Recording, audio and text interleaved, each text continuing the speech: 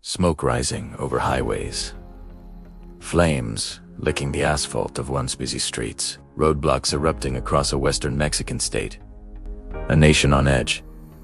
A cartel on the brink of fracturing. At the center, the death of a man regarded as one of the most powerful criminal figures. What truly happened when Mexico's security forces killed El Mencho, leader of the Jalisco New Generation cartel? And what does his death mean for the future of violence in Mexico and beyond? At the heart of this story was Nemesio Oseguera Cervantes, better known as El Mencho. He was the longtime leader of the Jalisco New Generation cartel, or CJNG.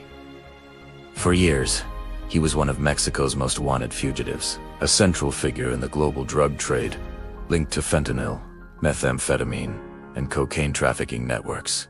These networks reached deep into the United States. A strategist whose cartel deployed drones, mines, and sophisticated weapons against Mexican security forces.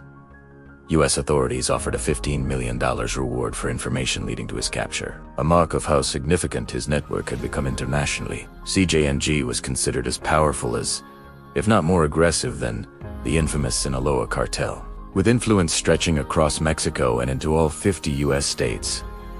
On Sunday, February 22, 2026, Mexican Army units carried out a targeted operation in Tapalpa. Federal forces, including Special Operations, troops, and National Guard elements, engaged in a firefight with cartel members. According to official Mexican statements and multiple international reports, a firefight erupted where El Mencho was found. 4 people were killed during the engagement at the scene. El Mencho and others were wounded. He later died while being transported to Mexico City.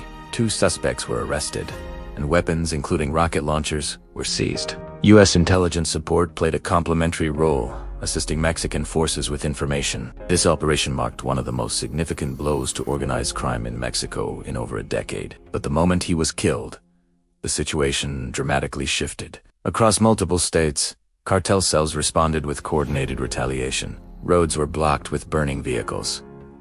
Shootouts broke out on major highways. Smoke billowed into the skies of cities like Guadalajara and Puerto Vallarta. Citizens were advised to stay indoors. Flights were suspended and schools canceled. In at least one state, 25 members of the National Guard were reported killed in clashes. Officials expressed concern that the level and spread of violence could persist, signaling how deeply entrenched the cartel's armed networks have become. To understand the significance, we must look beyond a single event and into the broader patterns of Mexico's drug war. For the Mexican government, removing El Mencho was a clear strategic objective, a demonstration that even highly protected cartel leaders could be located and taken down. President Claudia Sheinbaum described it as a military victory, underscoring Mexico's ability to confront criminal organizations without foreign troops on the ground. But experts on organized crime warned that removing a leader does not mean erasing the cartel. CJNG's structure has proven adaptable. Cartels historically survive the loss of leaders, sometimes splintering into factions that are even more violent as subordinates vie for power. Analysts point to several key interpretations. Optimistic view: that death could weaken CJNG's command, limiting its ability to coordinate large-scale attacks. Cautious view: it could create a leadership vacuum, prompting internal rivalries and intensifying violence as factions seek dominance.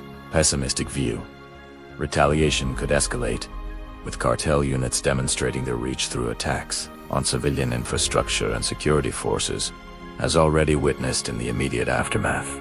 These are not mutually exclusive. Time will tell how CJNG adapts. Several key uncertainties remain. Will CJNG retain territorial control without El Mencho? Is there a clear successor poised to lead? Can Mexican security forces sustain pressure without provoking further large-scale violence?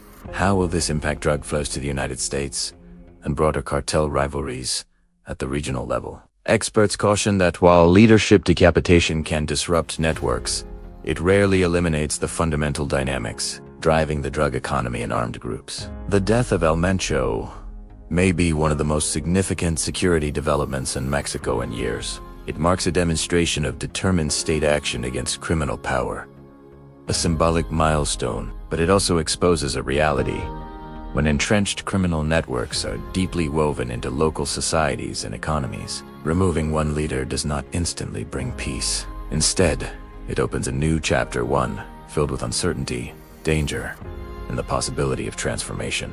What unfolds next will reveal whether this moment was a turning point or simply another stage in a long, complicated struggle. Because in the story of modern Mexico's security challenges, every ending can be a beginning.